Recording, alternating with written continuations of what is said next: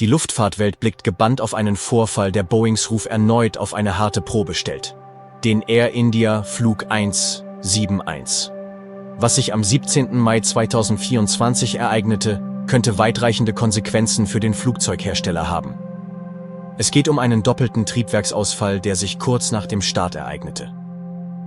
Die Theorie, die sich immer mehr verdichtet, ist beunruhigend.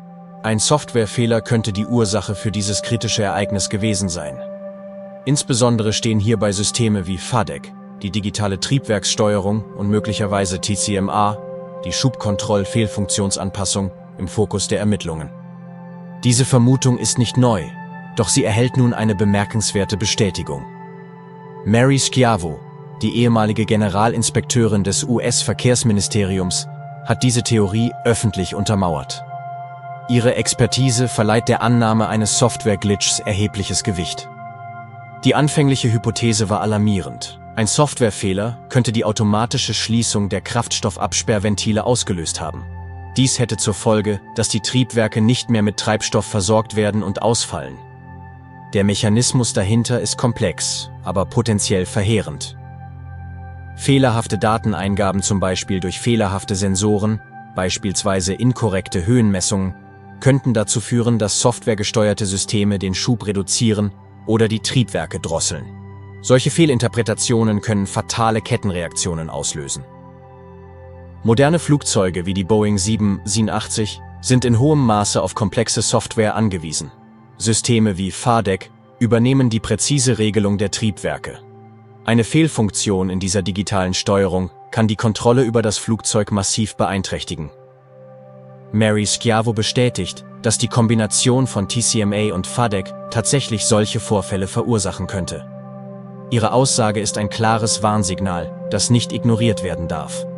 Es zeigt, wie tiefgreifend Softwarefehler die Flugsicherheit beeinflussen können. Ein ähnlicher Vorfall ereignete sich bereits 2019 mit einem Flug der ANA, All Nippon Airways. Auch hier gingen beide Triebwerke kurz vor der Landung ohne jegliches Zutun der Piloten in den Leerlauf. Ein beängstigendes Szenario, das glücklicherweise glimpflich ausging. Der ANA-Vorfall verursachte keinen Schaden und erhielt daher weniger mediale Aufmerksamkeit. Doch er war ein deutliches Warnzeichen, das offenbar nicht die notwendige Dringlichkeit erhielt. Die Parallelen zum AI-171-Ereignis sind unübersehbar und werfen ernste Fragen auf. Die Untersuchung des NTSB bestätigte einen Softwarefehler als Ursache des ANE-Vorfalls. Dies ist ein entscheidender Punkt, der die Ernsthaftigkeit der Lage unterstreicht. Ein bestätigter Softwarefehler, der Triebwerke in den Leerlauf schickt, ist kein Kavaliersdelikt. Die entsprechende Lufttüchtigkeitsanweisung, kurz AD, wurde jedoch erst 2024 erlassen. 5 Jahre nach dem ANA-Vorfall. Diese Verzögerung ist kaum nachvollziehbar und wirft Fragen nach der Prioritätensetzung der Luftfahrtbehörden auf. Die Erklärung der FAA für diese AD weist zudem Ungereimtheiten auf. Sie konzentrierte sich auf eine fehlerhafte Autothrottle-Reaktion während des Bodenkontakts. Dies scheint eine Verharmlosung des tatsächlichen Problems zu sein. Die AD wurde mit inkorrekten Radiohöhenmesser-Messwerten in Verbindung gebracht. Doch die Kernfrage bleibt, warum wurde das Problem nicht früher und umfassender adressiert? Die Diskrepanzen zwischen der offiziellen Erklärung und den tatsächlichen Ereignissen sind besorgniserregend. Es stellen sich ernsthafte Fragen zur Anwendbarkeit dieser AD auf den Triebwerksausfall von AI-171 in der Luft. Wenn die AD nur Bodenkontakt betrifft, deckt sie dann überhaupt das Problem ab, das AI-171 in der Luft erlebte? Dies ist ein entscheidender Punkt, der geklärt werden muss. Autothrottelsysteme sind dazu konzipiert, die Leistung zu regulieren, nicht aber Triebwerke abzuschalten. Die offizielle Darstellung scheint hier eine wichtige Unterscheidung zu verwischen. Eine Drosselung ist etwas anderes als ein vollständiger Ausfall. Berichte deuten darauf hin, dass der ANA-Vorfall tatsächlich ein Leerlauf der Triebwerke ohne Piloteneingriff war. Es ging nicht nur um verrückte Drosseln, wie es die offizielle Sprachregelung vielleicht suggerieren möchte. Die Realität scheint gravierender gewesen zu sein. Der Radiohöhenmesser ist ein gemeinsamer Nenner in diesen beunruhigenden Vorfällen. Dieses unscheinbare Gerät spielt eine zentrale Rolle in der Avionik moderner Flugzeuge. Seine korrekte Funktion ist absolut entscheidend für die Sicherheit. Er liefert entscheidende Daten, nämlich die Entfernung zum Boden, an FADEC, Autothrottle und andere wichtige Systeme. Diese Daten sind die Grundlage für zahlreiche automatisierte Prozesse an Bord eines Flugzeugs. Eine Fehlfunktion hier kann weitreichende Folgen haben. Eine fehlerhafte Radiohöhenmessermessung könnte das System dazu verleiten, zu glauben, das Flugzeug befinde sich bereits am Boden. Dies ist eine kritische Fehlinterpretation, die zu gefährlichen Reaktionen führen kann. Das System agiert dann auf Basis falscher Annahmen. Nehmen wir jetzt nur mal an, der Pilot drückt die Taste Autothrottle, Autothrust, nachdem die Maschine sich im leichten Steigflug befindet und ein fehlerhafter Sensor behauptet, die Maschine befände sich am Boden und die Software schaltet beide Triebwerke einfach aus. Diese Fehlinterpretation könnte dazu führen, dass das System automatisch die Triebwerksleistung auf Leerlauf reduziert oder sogar Schlimmeres. Ein solches Szenario ist ein Albtraum für jeden Piloten, da es die Kontrolle über das Flugzeug entzieht. Die Besorgnis über die Verzögerung bei der Behebung dieses bekannten Problems ist immens. Das Problem war bereits 2019 bekannt, wurde aber erst 2024 korrigiert. 5 Jahre, in denen ein potenziell katastrophaler Softwarefehler unzureichend adressiert wurde.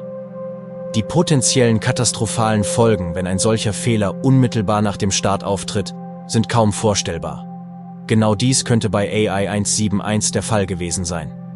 Ein doppelter Triebwerksausfall in geringer Höhe lässt kaum Spielraum für Korrekturen. Mary Schiavo warnt eindringlich vor einem Mangel an Transparenz bei der Untersuchung des AI-170-Vorfalls. Dies ist ein wiederkehrendes Muster in der Luftfahrtindustrie, das das Vertrauen der Öffentlichkeit untergräbt. Offenheit ist in solchen Fällen unerlässlich.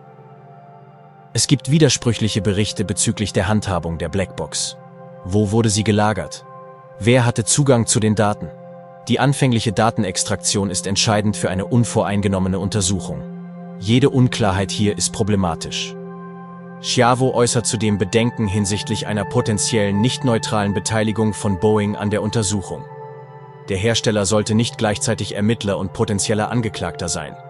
Dies schafft einen Interessenkonflikt, der die Objektivität gefährdet. Und stellen wir uns nun die Frage, ist dies ein Grund, warum nun die Blackboxes in New Delhi ausgewertet werden, statt in den USA bei Boeing direkt? Parallelen zum 737 MAX-Skandal sind unübersehbar und beunruhigend. Damals bestätigte das Justizministerium, dass Boeing Sicherheitsrisiken absichtlich verschwiegen hatte. Diese Geschichte wirft einen langen Schatten auf die aktuellen Ereignisse. Die Frage ist, ob Boeing aus den Fehlern der Vergangenheit gelernt hat. Oder ob der Druck, Probleme zu vertuschen, immer noch zu groß ist. Die Öffentlichkeit hat ein Recht darauf, die volle Wahrheit zu erfahren, um das Vertrauen in die Flugsicherheit wiederherzustellen. Die Rolle von Boeing in der Untersuchung muss kritisch hinterfragt werden.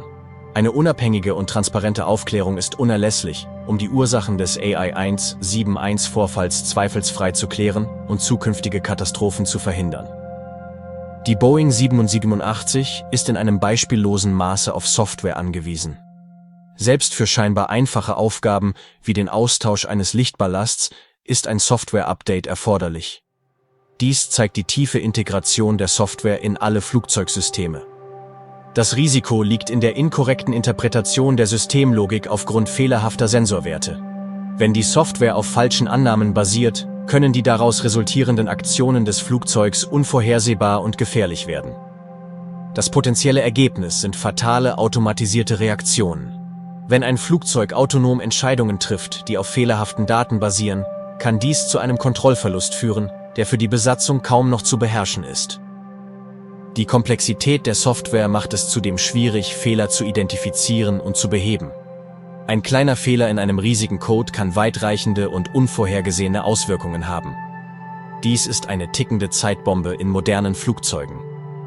Die Abhängigkeit von Software ist ein zweischneidiges Schwert. Sie ermöglicht Effizienz und Automatisierung, birgt aber auch immense Risiken, wenn die Software nicht absolut fehlerfrei und robust ist. Die Luftfahrtindustrie muss hier höchste Standards anlegen. Jeder Softwarefehler, der die Sicherheit beeinträchtigen könnte, muss mit äußerster Dringlichkeit behandelt werden. Die Verzögerung bei der Behebung des Radiohöhenmesserproblems ist ein alarmierendes Beispiel dafür, wie diese Dringlichkeit manchmal fehlt. Auch heute darf ich nicht vergessen, 6 neue Abonnenten willkommen zu heißen. Es sind die vergangenen Tage so viele dazugekommen, dass ich ein wenig im Rückstand bin und daher verdoppel ich die Anzahl von 3 auf 6 neue Abonnenten, die ich heute erwähnen möchte. Dies sind Timo Melhorn, Wolfgang Lenz, Lukas Engelhardt, Pat Franke, Abraham Vera, Manuel Seix 971. Danke, dass ihr meinen Kanal abonniert habt. Dafür arbeite ich, auch wenn ich nach wie vor kein Geld für diese vielen Videos bekomme. Ich muss den Kanal noch viel weiter ausbauen, bevor er von YouTube überhaupt monetarisiert werden kann. Ihr helft mit eurem Abonnement und euren Likes und Kommentaren dem Kanal. Dafür danke ich euch und bleibt dabei, denn ich möchte euch immer interessantere und bessere Videos produzieren. Auch Boeing gibt Updates heraus, wie Microsoft, und wir wissen inzwischen, dass die Qualität der Updates, die von Software des Riesen Microsoft herausgegeben werden, oft sehr mangelhaft sind. Sehen wir hier jetzt einen weiteren Riesen, dem es wichtiger ist, Gewinne zu maximieren, als auf Sicherheit zu achten. Ist es auch hier möglich, dass dieser Hersteller Software-Updates herausgibt, die womöglich Lücken, Glitches enthalten und die durch ein späteres Update einfach wieder verändert werden können, beziehungsweise werden alte Programmierfehler, die bereits korrigiert worden sind, im Zuge weiterer Updates womöglich wieder aktiviert und in die Steuerung zum Beispiel der Triebwerke übergeben?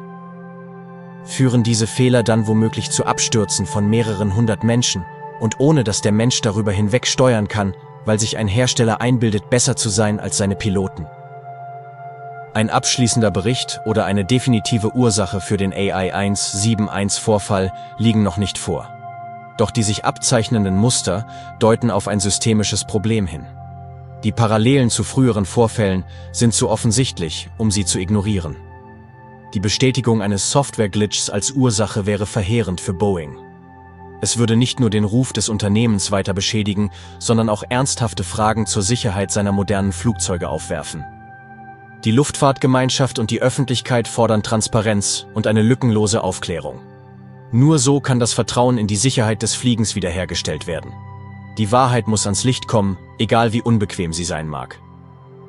Die Zeit drängt, denn die Sicherheit von Millionen von Passagieren hängt davon ab. Es ist an der Zeit, dass die Verantwortlichen die volle Verantwortung übernehmen und die notwendigen Schritte einleiten, um solche Vorfälle in Zukunft zu verhindern. Bevor ich das vergesse, wenn euch das Video nicht gefallen hat, dann schreibt unbedingt hier beim Video einen Kommentar, da könnt ihr mir so richtig die Meinung sagen. Ansonsten, wenn euch das Video gefallen hat, klickt auf Like und schreibt ebenfalls einen Kommentar, denn ich freue mich auf eure Kommentare. Aber unbedingt hier beim Video und nicht in Facebook oder WhatsApp. In allen 3 Fällen solltet ihr zusätzlich den Abo-Button anklicken, denn nur so bekommt ihr mit, ob ich ein weiteres Video veröffentliche, auf das ihr schimpfen könnt oder das euch vielleicht gefallen wird. Aber ganz ehrlich, gar nichts zu machen. Das ist doch echt doof, nicht wahr? Also bis zum nächsten Mal.